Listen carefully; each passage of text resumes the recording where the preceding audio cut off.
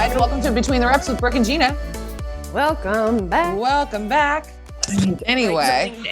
Oh, okay, write something down. Oh, you got a yellow notepad.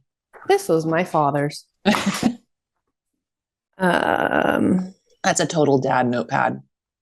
Okay. Dude, oh, excuse me. Oh, excuse me. Oh, you're gonna have the hiccups? No, but Was that a hic burp? yeah. Hic burp? Yeah. What, like a biccup? A bickup? A bickup.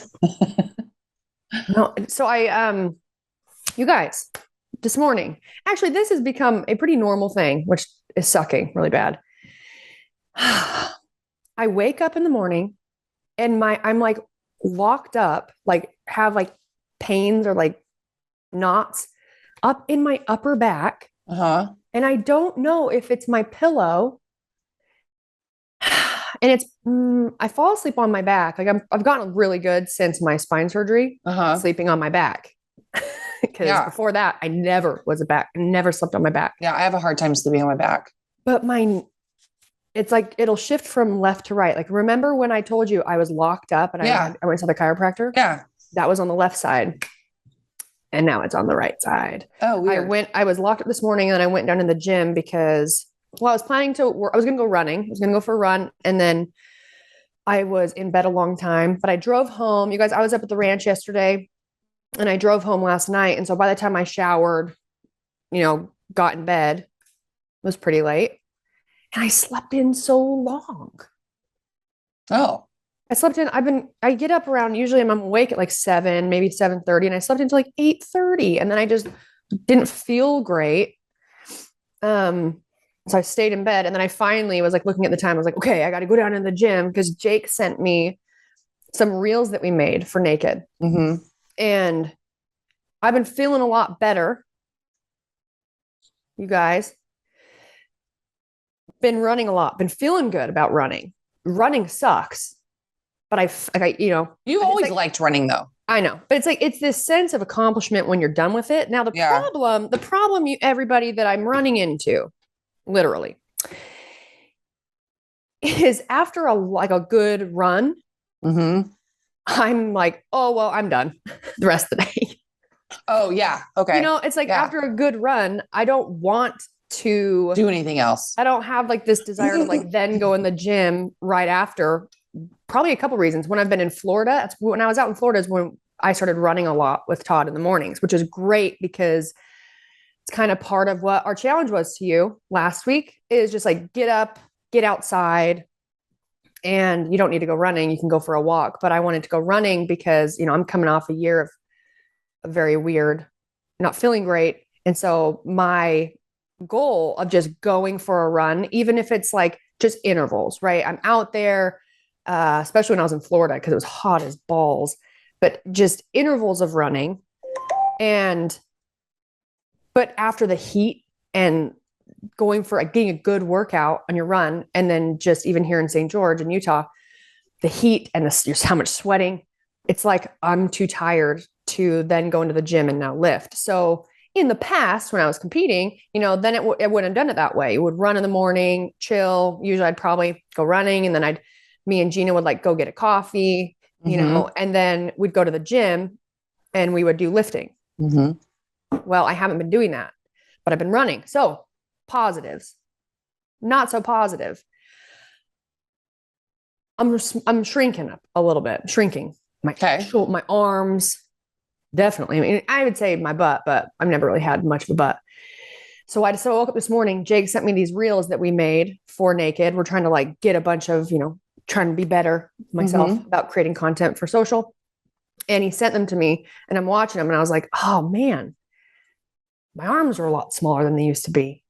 So I went into the gym. I was like, I'm going to lift arms because I need to do that. And I get out of the gym and it's just like, I've got this knot that it's giving me PTSD of back when I couldn't move my head. Oh yeah. Yeah. But yeah, it sucks. That does suck. On that note, you guys, here's what I want to discuss today. Jeanna doesn't even know I want to discuss today. I know. You just said, I'm reading up on something. Yes. And this is not something new. It's new for me to be looking into it. It's not new for me to have considered the reality of this. Many of you have probably know way more about this than we do. And I don't even know what we're talking about. Maybe have been following it for a long time. So for the women out there, but it's new for me. So I'm going to be, I guess, we'll just get right to it. It's about your menstrual cycle, all the different phases of your menstrual cycle, and how that affects you with exercise. Okay. Okay. Well, I don't have a menstrual cycle. No, you don't.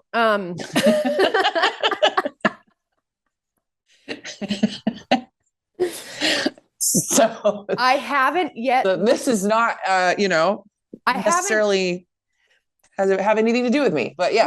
Well, then I'd assume that because you don't have one, that you might be able to just live in the first phase of the menstrual cycle. Oh, or maybe it's the last phase. No, I'd say the first phase, because in your follicular phase, okay. Yeah. In the follicular phase, it's when our hormones are the lowest. Okay. As women.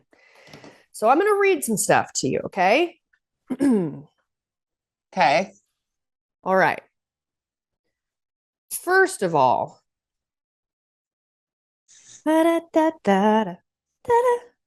so first, I'll just talk about the phases. And I had to reread through these things a few times because the different phases of the cycles, you have one article I read, it talks about the menstrual phase, the follicular phase, the ovulation phase, and then the luteal phase. Luteal? Luteal. Okay. Luteal. Okay. And they overlap. So that's why I had to keep reading, because I'm trying to figure out, like, I've been tracking my period for a long time now on I use the Flow app. Way smarter women out there, probably a lot of you listening to this podcast. It's like, oh yeah, I tracked my period, been doing it since I very first started it. My first time having one. No, not for me. It's like, for me, it's like I didn't really I never had the desire to understand it, I guess. Yeah. I just knew it's what happened. And I knew it's like, you bleed for 7 days, you don't die. And it's like a superpower. And also it's like the worst thing ever. And our hormones are up and down all month long. And then just when you start to feel normal again, starts all over again. Yeah. So the menstrual cycle averages 23 to 38 days. And this article I'm talking about, it just talks about the three phases, which are the follicular, ovulation, luteal. Okay. Follicular phase begins day 1 of your period. And it's when your hormones are at the lowest level that they will ever be throughout the month. And because your sex hormones are low, this is when the female body is most similar to that of a man. And I think it's just because our sex hormones are low. So like our testosterone that we have, it's not dropping. It's the same. The follicular phase continues. It's 5 to 6 days past your period. So it will last anywhere from 12 to 14 days. So it starts when you start, and it will go past when you're done bleeding. Okay. Following your period, your estrogen gradually increases, resulting in a release of a luteinizing, it's called luteinizing, and follicle stimulating hormones. There's two different ones. And what that's causing to happen is it gets there's like let's see, I can't remember what it's called, but it's like FSH or something. It's follicle something hormone. And it gets your body to produce anywhere from 5 to 20 follicles, which are immature eggs. And then basically from there, you may have one of those that mature, or maybe sometimes two. And that's when our uterine wall will start to get thicker. And then we go through the process of ovulation, where the egg goes down the fallopian tubes. And if you are, in fact, you get pregnant, then it just stays in there and continues to grow. And if you don't, then we start to get rid of everything. Sloughs off. Yeah. Sheds is the word they use. And it grosses me out. Yeah. Dude, it's so bad. I'm going to read it just so you can. It sheds. It just sounds like a like a snake. Oh yeah, like I don't know. Just nasty. So ovulation is when your body releases an egg, and if sperm is present, this is the golden opportunity for implantation and pregnancy to occur. 28-day cycle is pretty average. Sometimes we have longer ones, sometimes shorter ones. Your ovulation is usually around day 14. Okay. It's like 24 hours, like prime time for implantation. It's prime time, baby. Prime time. And if you're not pregnant, then it's like, then we move into the luteal phase. The luteal phase occurs right after ovulation and lasts for the second half of your cycle. Okay. So we've got follicular phase, day 1 to like day 14. Around day 14, we ovulate. And then from there, luteal phase. Okay. Right. So it's like 2 weeks of follicular phase, which they say is like the best time for us to really be like pushing it in the gym because our sex hormones are the lowest. Oh, got it. Okay. Okay. And then we ovulate. See where you're going with this. Oh yeah. Okay. Then we move into the luteal phase. This occurs right after ovulation, second half of your period. And it says and lasts for the second half of your cycle, bringing with it the hormonal parade. Ah. At this point, estrogen has a moderate second rise. So your estrogen rises in the follicular phase. Okay. Right. And that's what happens. Like then it signals your pituitary gland to get these hormones. And then we put the egg and it goes to the fallopian tube and then we ovulate. And then it's like, now we get rid of it. Yes. Luteal phase.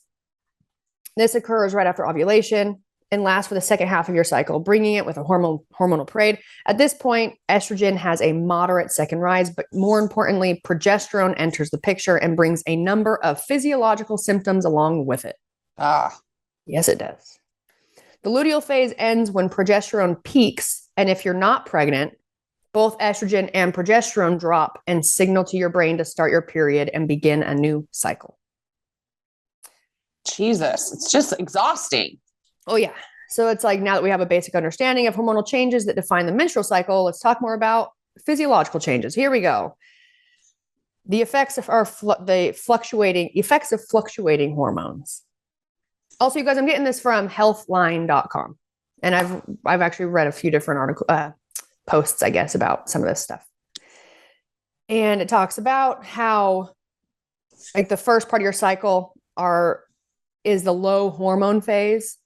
And the only cycle symptoms you're likely experiencing are those of your period, which makes a lot of sense because, I never knew the specifics of this, but I've always known that like the week or so, maybe a little more leading up to your period is when I feel pretty shitty. Like I'm starting to get more cramping. Right. That's what people, they'll say like PMS or whatever. Yep. And then, right, like, I might cramp, still have like menstrual cramps a couple days into the start of my period, but then your symptoms are pretty much gone. And now all you're doing is trying not to ruin your pants. Right. Going to that phase. Oh yeah. So I find it interesting. Like I never had cramps or anything like that the whole time. Yeah. I never really had PMS symptoms, but like my daughter, Ruby, has it really bad. Yeah. She gets really bad ones. Well, and they do say too, we change as we get older too. So sometimes maybe it's worse for others than. No, like I've never had, like since I was 16 and got my first period, I just never did. Okay. Bragging. No, I'm not bragging. I just wonder why. Yeah. I don't know. It's weird. It talks about how if you're trying to exercise hard, it makes sense that the time of when you're the follicular phase at the first couple weeks, right? Makes sense that this is the time of the month to put your best effort forth as you have no hormonal symptoms complicating things. Okay. The event of ovulation can be marked by a slight rise in women's temperature. Oh, on that note, I've heard about, you have all the different types of birth control. Some people, first time I heard about was an old friend of ours that was considering to start doing it. I never thought I really wanted to have to put in so much effort to remember to take my temperature, right? Every single day, taking your temperature, watching how your first thing in the morning, your temperature is that what you're supposed to do? Yeah. So basically it's about this thing where our bodies, our temperature changes. And that's a really great way of knowing where we are in our cycle, in which phase. Okay. Because our temperature rises. Okay. During ovulation and blah, blah, blah. So the event of ovulation can be marked by a slight rise in a woman's temperature. This doesn't seem like a big deal on the thermometer, but it's important to know that this temperature increase continues past ovulation and lasts the duration of the second half of your cycle. What the hell? Yes. So given the raised temperature during your luteal phase, right? Because ovulation, it starts to rise and then it basically stays high through that second half of our full cycle. And then it will drop in the follicular phase. The female body is more sensitive to exercising in hot or humid environments. Think hot yoga, being in a warm gym, or running outside on a hot summer day. And your athletic performance can really take a hit. I mean, yeah, sure. You know, it's so funny. I've really thought about this. I'm just thinking of like, I've never thought of anything that I've done as any kind of athleticism or performance wise. Well, it's just like how you no, I know what it means in the gym, right? Yeah. I mean, for me, I've just never taken the time to think about, you know, this could optimum be, times for to work out. This could 100% come from the mindset that I had of like, I didn't want, like, everything felt like when something didn't feel great, an immediate response I always had was like, am I making an excuse? Right. Right. And that was the mindset I've always had with training. Like I was and then on top of that, if I really wasn't feeling great and I could tell that things weren't, maybe I didn't feel as explosive, I was tired, whatever. I always attributed that to being overreached, or like my CNS being really fried. And that makes a lot of sense why I would feel slower, why it would be harder for me to be explosive. For like a quick response with muscle fibers, right? Mm-hmm. And I guess, I trained so hard consistently for so long that it probably went hand in hand. Like when I didn't feel great, it made sense that I wasn't feeling great because of all the work I had put in. Right. It made a lot of sense. It was like, if I wasn't feeling great, I could tell my CNS was fried. My coaches also knew like, oh, that's where we're at because of XYZ. It makes a lot of sense. You don't feel 100% because of this is all part of the plan. So until now, I never really even thought to consider like what is another reason I might not be feeling great. But since not training for competition, so I'm not doing 2-a-days. I'm not training with competition in mind, or even the idea of like wanting to get to an overreach state or whatever.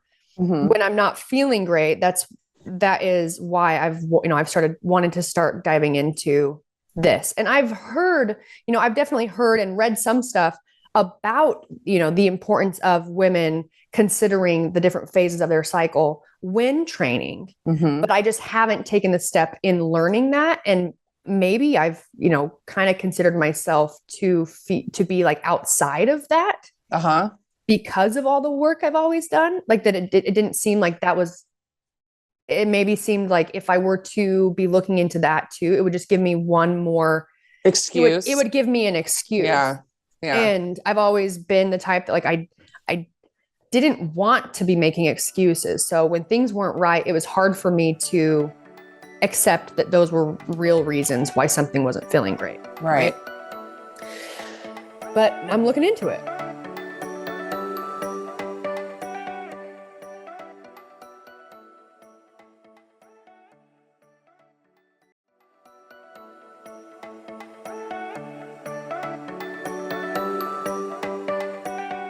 So like what you're saying is now without that volume of training, you're still not feeling great. And so now you're like, oh, well, shit. It obviously isn't being overtrained. Yes. And this, this whole past year of my hormones and everything just being all over the place, been working on being more level and feeling better.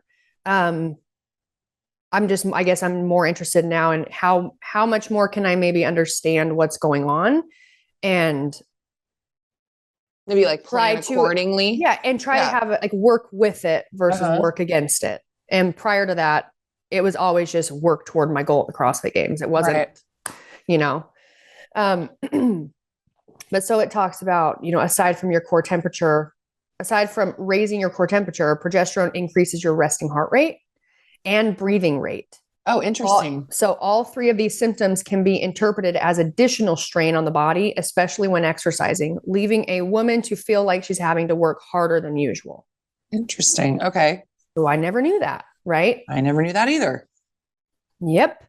And the last couple days, I've gone like a week ago, went on a run, did 4 miles without stopping.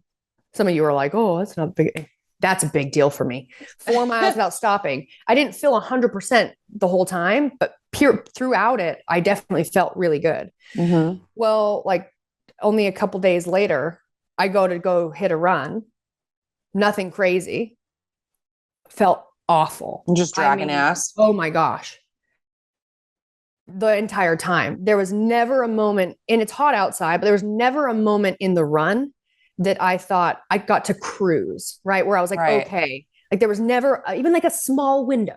Yeah, it was just a struggle the whole time. The entire run was like, oh my gosh. Like I just ran this. I just ran 4 miles the other day. Yeah. No big deal. And now all of a sudden it was like pulling, man, for me to just get to the 2 mile mark before I had to stop and walk. Yeah. Was a very, very difficult. Weird. And I've kind of felt like, like dragging. Did you look and see like where you were? Did you know like where you were in your cycle? At the time, this was just like a few days, last week, I didn't even think about that. So again, I wasn't thinking about that at all. I was like, well, maybe I'm just tired. Maybe I've been running a lot and maybe I'm just, I'm at a point where my body needs to recover a little bit more. You know? But then I started having really bad cramps yesterday and I checked to see like, oh, I'm supposed to start my period. It's like when I was doing that run, I had looked and I was like, oh, like 7 days away. So then for yesterday, right, having really bad cramps, now I'm like 4 days away. So I'm basically this whole time I've been in my luteal phase, like the second half of my cycle. And so reading about it, like your body temperature is already higher. You're going to have a faster resting heart rate. A lot of these things that it's saying, like you will feel like you are just having to work harder than usual. And so that got me thinking, because I know I'm like, oh, well, I used to always be so irritated when I had a competition or something important because I always started my period when I was competing. And I used to think like, what a pain in the ass. And it is a pain in the ass. But I'm reading this and it's like when you're that first couple weeks of your period, that is when that's basically the optimum time. We're the optimal athlete. Interesting. Yeah. Huh. Way interesting.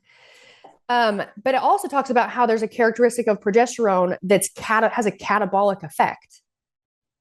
So in the second half of our cycle, when our progesterone is higher, and we feel shittier and it's hotter and our temperature and blah, blah, all the things I said, it's saying that it also has a catabolic effect, meaning that this hormone likes to break down tissue.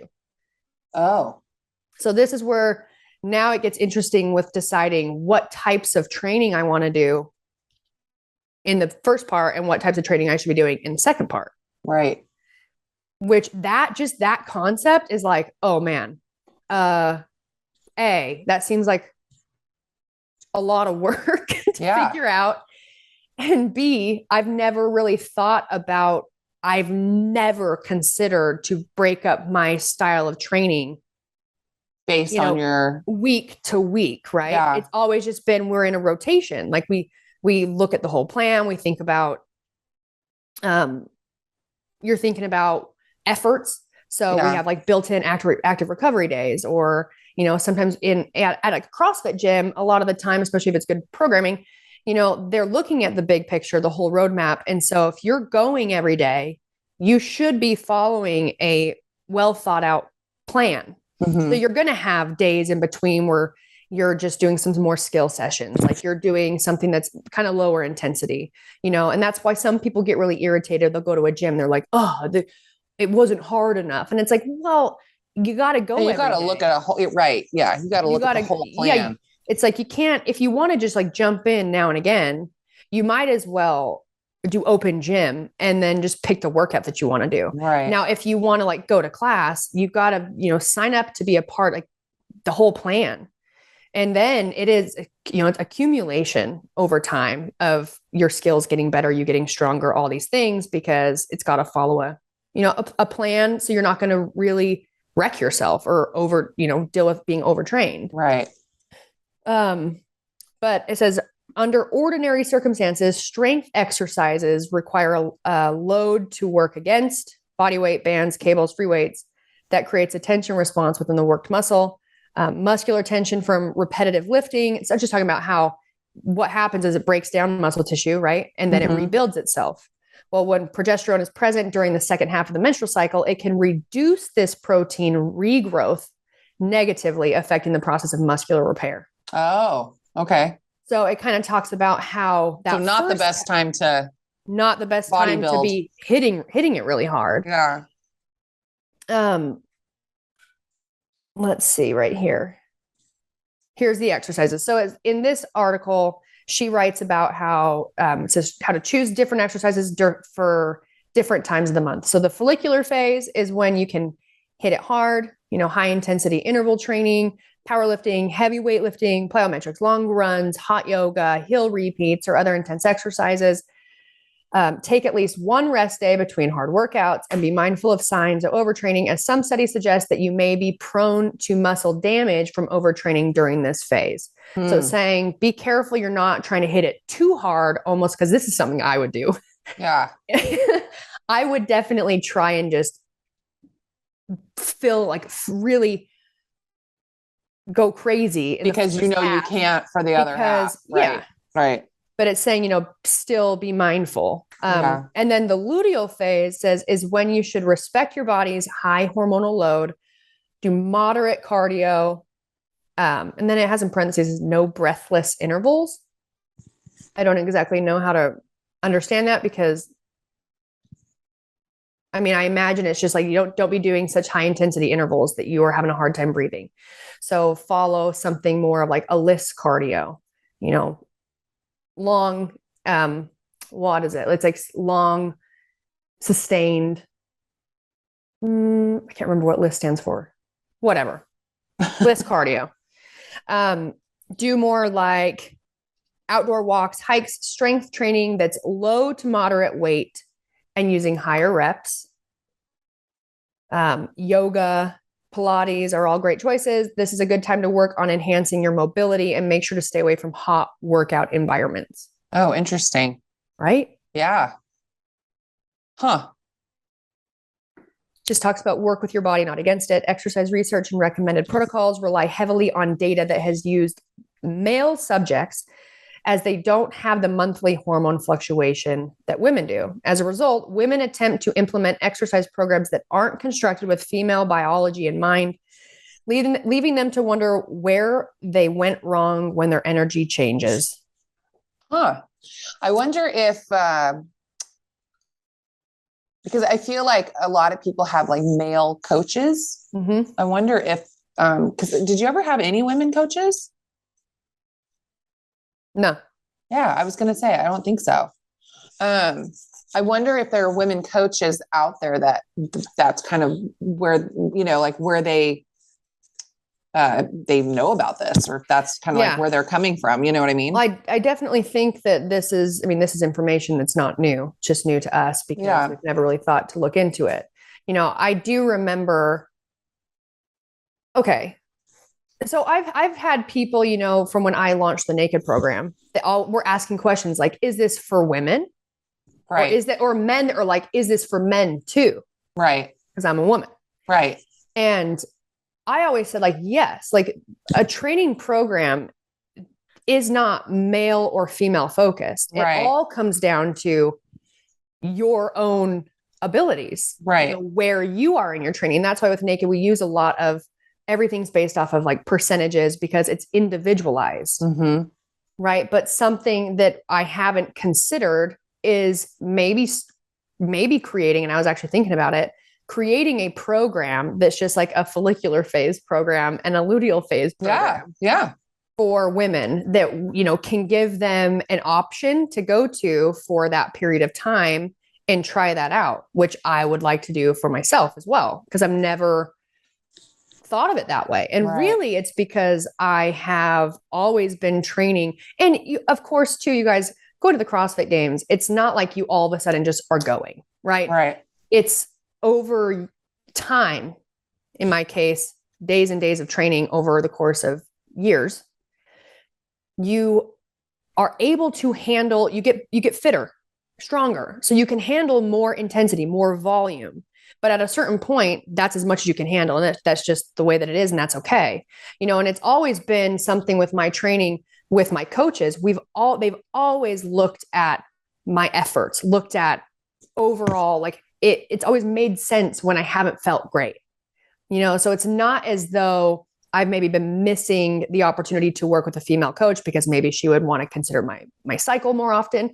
No, you know, it's working with a coach. It really comes down to communication between you and that person, male or female, or a team of people, because everything will be planned and based around where you are, how you feel, and what our goals are. You know, so every time I had a day where I just wasn't feeling it, that's why I've preached this to people. It's like, day to day, what our 100% looks like is going to be different. Right. You know, so on the days where we are going our whatever 100% we can give that day, it may not look the same as what our 100% was 2 weeks ago. You know, and I always attribute it to, which, and I think this is still pretty true, but now there's more information that I can also add into what I think about when this happens. I always attribute it to because I was training every day. I mean, this is something that it wasn't just like all of a sudden. Right. You know, when you're putting in, and that's like that's your job, that's your main priority is your sport. It just makes sense when you don't feel great because of everything you had done leading up to that moment. Mm-hmm. Now, with not training for the CrossFit Games in mind, but wanting to get back into really good shape and, you know, dealing with hormonal changes and imbalances. And I've put in a lot more time trying to understand what's going on with me. And then in turn, understand what's going on with just women so I can give you good information. This now is something that I want to dabble with. Dabble, girl. See what it's like. Little dabble, do ya? Yeah, a little dabble, do ya? So stupid. No, that's really interesting. I'm like more curious as to what that means for me, because I don't think I would be considered any of those stages. Like, am I just a man now? No. Like, yeah, like it's weird. It's like what I wonder if they have like specific training for those who've gone through menopause. I bet they do. I bet if I looked into it. I'm sure they do. Yeah, I bet. Huh. Yeah, interesting. I'm going to look right now. I'm going to look right now. Yeah. I was going to read, it's funny because we got an email. You were talking about running. And I think, wait, where is it? It's going to read it. This is from Christina Gibson. And it's just titled Jeanna Running. Jeanna Running? Jeanna Running. Hey, ladies, longtime fan, just started listening to the pod, though. Recently finished the heavy sweater episode. I just wanted to reach out on the subject of Jeanna's running endeavors. You may already know about it since you're in the fitness industry, but if not, check out Pose Running. Have you heard of that? Yes. Okay. The founder, Nicholas Romanoff, also has a book. It's a great resource. I was in the Army for 17 years and have been running wrong for most of it, but they have been implementing how to run training programs utilizing the Pose running method. The last few years, I saw vast improvement for myself and new soldiers. Also, if you want to have a lot of fun with it, check out Easy Running Belts. Have you heard of those? Easy Running Belts? No, but it sounds like maybe something that you wear around your waist. That's where you can put your phone in your headphones. Oh, okay, maybe, yeah. They assuming aren't actually easy, LOL, but a good tool. Oh no, it sounds like maybe a weighted thing or something. Maybe it's like a band posture thing. Yeah. Anyway, enjoying listening to your podcast, and I can't wait for the next one, Christina. Well, thank you, Christina. Yeah, I mean, we've all pretty much established that. I mean, I kind of have a running style all my own. It is good. Honestly, I don't really want you to change it. You guys, you've never seen Jeanna look more fast, but in slow motion. It makes me laugh every time. I've been trying to like run more. Like I've been doing like more like I've been doing like CrossFit workouts on Tuesday and Thursday morning. Yes. I mean, not like all the time, but I'll choose to do it if it's like a short run, like a 200 meter or something. And so, yeah. And it's like, all I can think of is that fucking video. Which one? The one that Daniel took of me. Oh my God. It's so bad. God, it's so funny. It's really bad. So yeah, but thank you, Christina.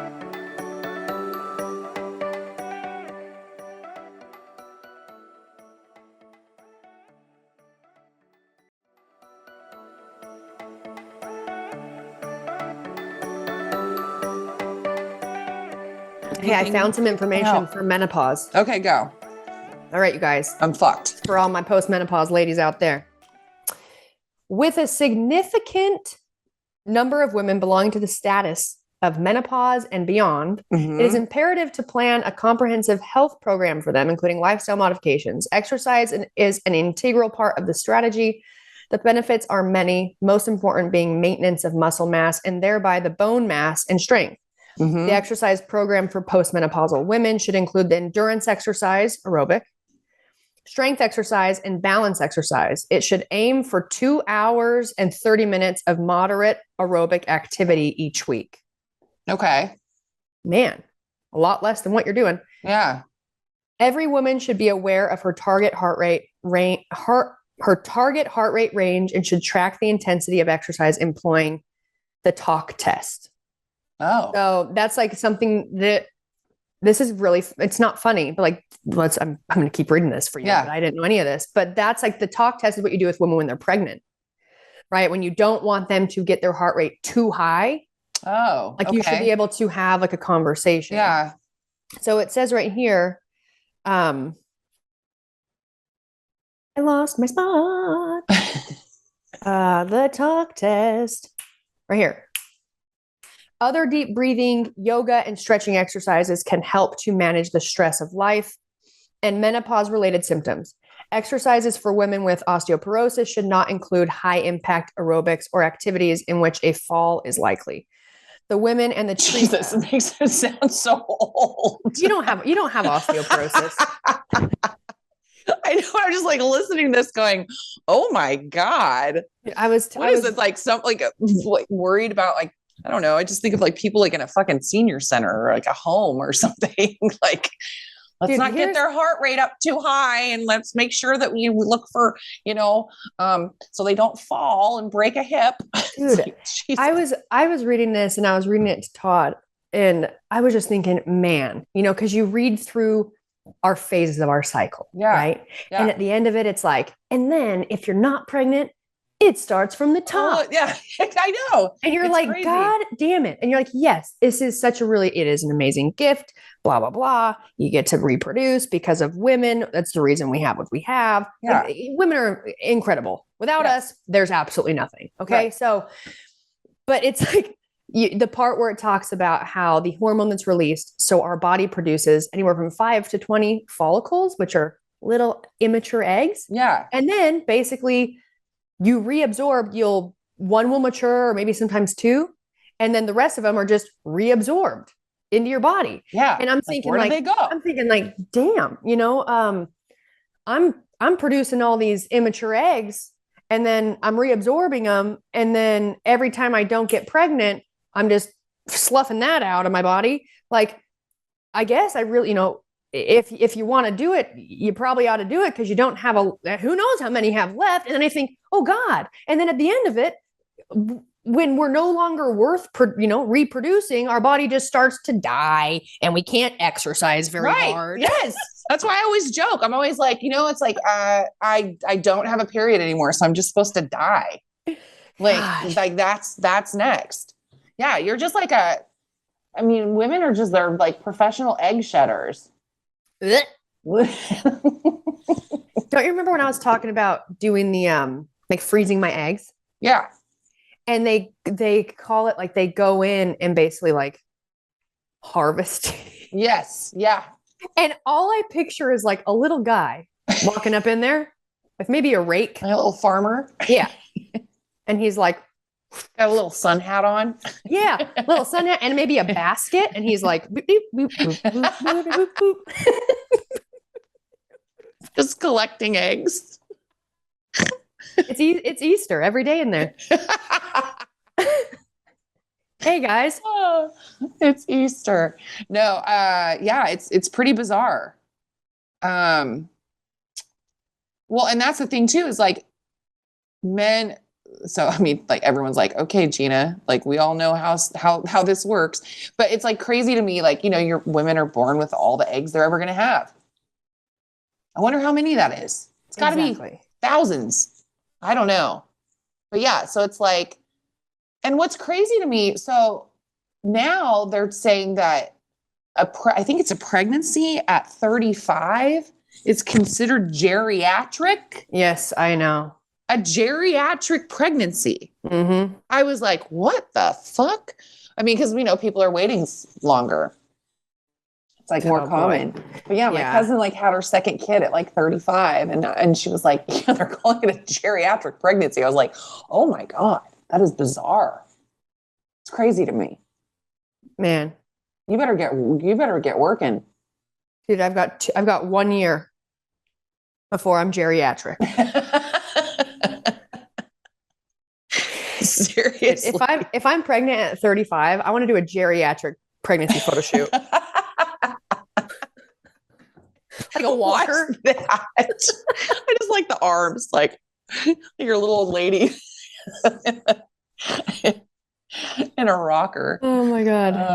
I see you with like a little blanket tucked in. Yeah. You know what I mean? Like just you come over, I'm in like in a wheelchair in the corner. Everyone's having a good time, but like, where's Brooke?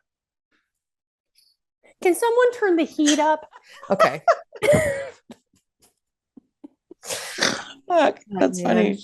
I'm 33, you guys. I'll be geriatric in 2 years. Yeah, 2 years, man. You're like racing the clock. Yeah. Oh my God. Hey, here's some information. Funny. The social scenario, what a website. ncbi.nlm.nih.gov. Whoa. What was that? Whatever it is. I'm just going to read this. The social scenario of senior women in our country is sadly that of reduced activity. Women often exercise less when they enter menopause, which can lead to weight gain. To further complicate matters, the metabolism is also decreased. Uh-huh. And you guys, we and Jeanna talk about this all the time. Yeah. Like every year. Yep. And sometimes Jeanna's got like a couple good years, right? But every year she talks about it, and she's been, preparing me for this for years now, since I was like 20, I was like 26. Yeah. Like at a certain point, she had, not just her, any of you that are older too. It's like you reach a point where you're like, well, back to the drawing board. Yes. And you're like, and where do I go? Yeah. What do I do now? Like it's insane. And it's like the amount of, I want to say damage. It's not damage, but it's like the amount of the changes that are happening in my body. Just like, I mean, I keep saying it. I'm like, dude, 52 has done me dirty. It's like 51 and 52. Like I was okay at 50, even like last year, but like this year has something has just happened in my body. And it's, you know, I literally have like a patch of cellulite on my left hip that looks like, I mean, it's just erupted. It's like a head of cauliflower is what I call it. It looks like the head of a cauliflower head. It's bizarre. And it's like, wow, where did that come from? Like, that is like, whoa, I just grew some cauliflower. Oh, what the fuck? Yeah, it's bizarre. And like all of a sudden I'm getting like, I mean, I was looking in the mirror and I was like, oh my God, I have like those back ham hock things. Oh my gosh, even with some cellulite on them. I'm like, what is that? I come in my mom's room the other day. Yeah, it's weird. And we were in the kitchen and she goes, oh. She's like, my worst nightmare has happened. What? She goes, my butt has literally fallen off.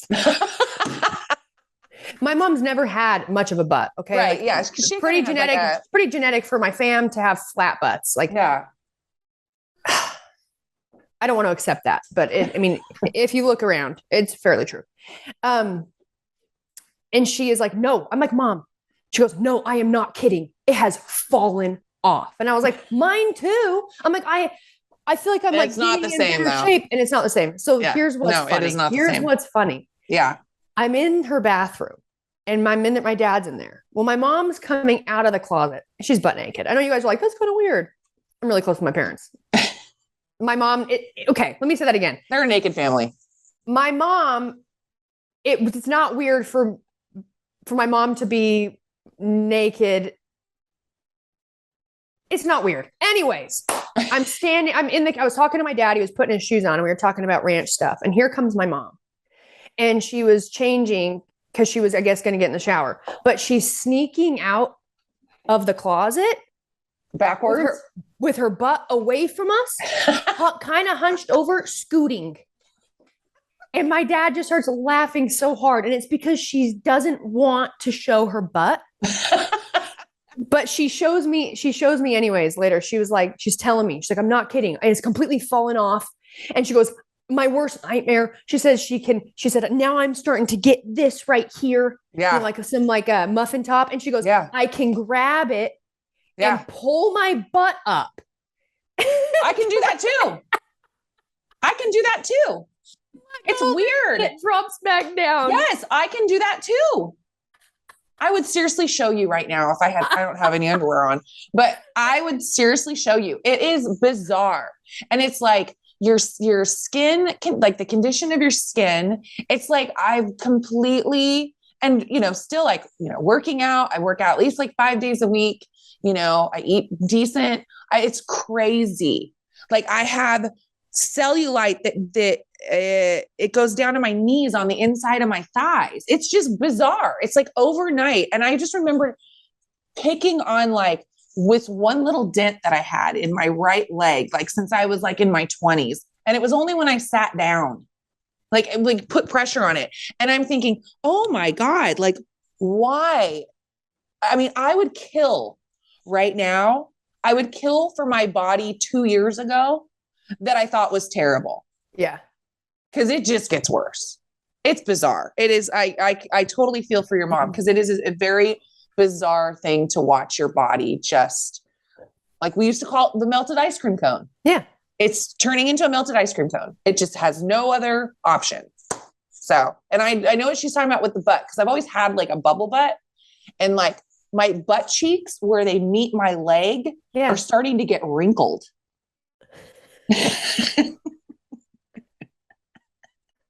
They're not round anymore. It used to be like round into my leg and now it's like at the bottom they're like wrinkling.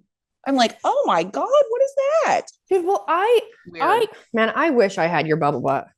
Well, not now. You don't want it now. Maybe a few years ago. maybe a few years ago. But yeah, so it's like, yeah. So the point is not to sit here and like, I mean, basically it's just for me, it's just another reminder to tell all of you out there to enjoy the body you're in now. Gina's been saying this to me for so long. Like just reminding me like, it's only gonna get worse. Because it does. It does. When you're doing all the things you should be doing and could be doing to be healthy. And it's not working. Like, I mean, like prior to whatever, getting older or dealing with this shit, if you're doing what you can, you're eating right, you're cutting out the bullshit, you're exercising, you're sleeping, you know, you're making good decisions, you're doing everything you can to be healthy and fit. Man, it's okay if you're not where you want to be. That's okay. It's okay to want to look and feel better. Yes. But we do all need this reminder. I need it all the time. And Jeanna was right there for years to remind me of it, is like, one day you're going to look back at what you looked like and be like, why was I so sad? Like, yeah, why was I so going through my head? Because your body at that point, I mean, I've thought about this so many times, like, and then even like right now, I'm like, okay, Jeanna, it's not like what you want it to look like, but just think about it by next year, what it could look like. So you might as well just, you know, appreciate it now. And again, like you were saying, yes, when you're doing all the things. And I would never say it's going to get worse, so don't do anything at all. Say fuck it. Because I'll tell you what, if I wasn't doing what I am doing, God, it would be a whole hell of a lot worse. Yeah. You know, so I have to keep reminding myself that too. I'm like, okay. Well, here's a reminder. Yeah, it's rough. One reason of this metabolism decline with age is the loss of muscle mass. Mm-hmm. About 0.5 pound a year. Oh my God. Muscle burns more calories than fat. So this is a reminder to any of you out there that are like scared to get too big, you know, and I would imagine there's probably none of you listening to this podcast that would feel that way. But you might, you know, I mean, we lose it so fast, just strength and muscle. So it really is important to make that the forefront of your training. And that's what I'm trying to get back to doing. Cause I got back into feeling better and exercising daily and like feeling accomplished, but I was doing that with running. And now I have written up like a little, a workout schedule for me that like still has my running involved, but prioritizing in the gym, lifting more than what I was doing. Yeah, you need to do that, because haven't you ever seen like runners? Yeah, no, I know. Like people that run, like skinny little things. Yeah, well, I weighed myself this morning. It will blow your mind. What? 146. Whoa. Uh-huh. Oh, wow. You weigh less than me. Now, here's the caveat, you guys. Any of you that are like, what? Either A, you're like, that's not that light, or you're like, whoa, Brooke, that's really light for you. That is really light for me. I'm not mad about it, because I would prefer to be trending down than trending up. Mm-hmm. And here's the thing, you guys. My fluctuation in weight is so inconsistent. Yeah. You know, I could wake up tomorrow and be 148 pounds and then just start trending upwards and not even change anything that I'm doing. Yeah. So I'm not taking it too seriously, but I do know that I've been running a lot and it's been really hot. So I sweat a lot. So I have been trying to make drinking water with salts in it a big priority. Uh-huh. But yeah, it just, things change. But it is super important to take the time, especially when we are younger, to take the time to build that muscle and then maintain our strength and our muscle by, continuing training as we get older. Because as it says, once our hormones are, non-existent, we are, we can lose or are losing up to 0.5 pound of muscle a year. And that really starts to affect us. And then, deal with like bone mass and things like that. So it just says muscle burns more calories than fat. We know that. So whenever the muscle is not preserved with weight training exercise, the body simply does not burn as many calories. There's also a tendency to increase the intake of calories. as the metabolism drops, many women do not adjust their calories accordingly, which often leads to weight gain. The prevalence of the metabolic syndrome is reported to be significantly higher in postmenopausal women. Oh, it's saying in India, but okay, wait, I gotta stop you for a second. I can't see you. All right. Sorry about that, guys. Something happened to my. Yeah, I don't know what it was. I think it was me. I'd gotten up to do something, and I think when I set the computer back down, I hit something, and I exited the meeting. Well, like an idiot. Well, we're back. Yeah, we're back.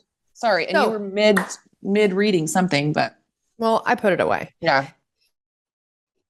In a nutshell, different phases of the menstrual cycle. I'm in a nutshell. I'm in a nutshell. In a nutshell. In a nutshell. Different phases. And man, what a hormonal roller coaster that we get to have because we're a woman and we get to have the option to create life. You know, accidentally sometimes, on purpose sometimes, and unfortunately for a lot of women, it can be extremely difficult to do so. My sister included. She's here. Robin's here. Right. So it's crazy. And it is in fact shown that because of our hormonal levels that happen during the cycle, it makes a lot of sense when we feel the way that we do and feel pretty crappy. You know, I always knew about maybe being a little bit moody, or for me, I never really thought I had much of like PMS other than cramps. But as I've gotten older and with my hormone levels that have been a little wonky, and I think I can attribute one genetically for sure. My mom deals with it. My sister deals with it. So it was like almost inevitable for me to also deal with it. You know, I've dealt with like really low progesterone since I was in college. So like, it's not something that's necessarily new, but now the other imbalances that I have are newer. Probably not not totally because of how I trained for a long time, but I've heard from many people that, like Cammie included, and she talked about it, but have ended up having some sort of hormonal imbalance, and dealing with a lot of different things on a like molecular level as a result of all the heavy training. Yes. Yeah. For I could see that. long time. And I mean, it's not, you know, it's also can be pretty common like for men too, you know? So, and everybody's different. So you add that in too. So there's obviously, I think, rule of thumbs that can come into play when looking at like an age range of women or men. But then you add in some different nuances that are genetic or just environmental. Yeah. So it's all very complicated. So I think it's very important that I'm going to start paying attention to it, and I'm going to dabble. I'm going to dabble with paying it, like trying some different, you know, style of training and follow, you know, the very crazy, hard to follow roadmap of my menstrual cycle. Yeah. And we'll see.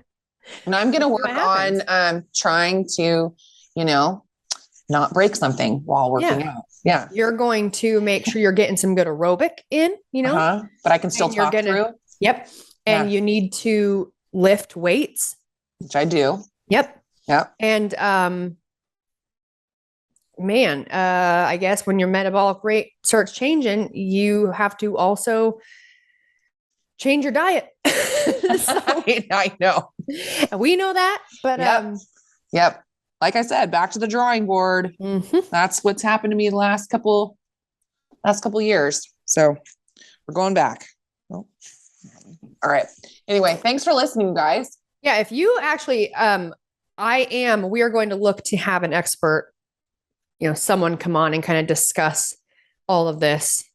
But if you either know the perfect person, because of their background or whatever, background, education, what their job is, XYZ, please email us, let us know, because we love that you guys can actually connect us with people that you would also want to hear from.